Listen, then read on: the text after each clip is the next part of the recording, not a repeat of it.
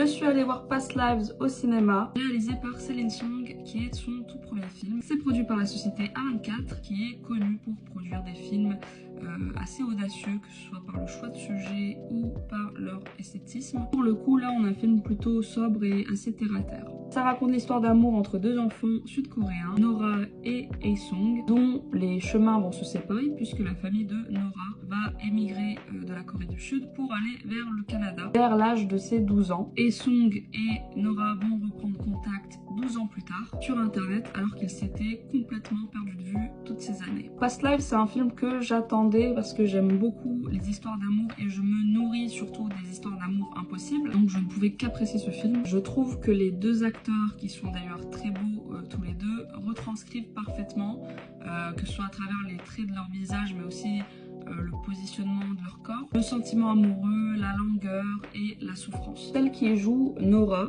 qui est Greta Lee, elle est dans un tel contrôle, une telle retenue que pendant tout le film, j'avais l'impression que c'était surtout Hae-sung qui était amoureux d'elle plutôt que ce soit quelque chose de mutuel. Et quand on la voit imploser à la fin du film, et bah tout fait sens. Je trouve que c'est un premier film qui est plutôt bien maîtrisé. Chaque plan est lourd de pensées, d'émotions, mais aussi de poésie. J'ai des amis qui ont trouvé le film un peu lent parfois. Moi, pour ma part, je me suis laissée complètement emporter par l'histoire. Mais on ressent surtout, je trouve, l'influence que le théâtre a sur ce film, puisque Céline Song, de base, elle est dramaturge. Ce qui, je pense, l'a peut-être un peu contraint dans ses choix de mise en scène. On sent quand même pas mal que ces personnages sont un peu coincés dans le décor. Il y a peu d'interactions avec l'environnement qui les entoure. Elle joue pas beaucoup avec toutes les possibilités qu'offre le cinéma. Que ce soit à travers le montage, la suggestion, tout ce qui se passe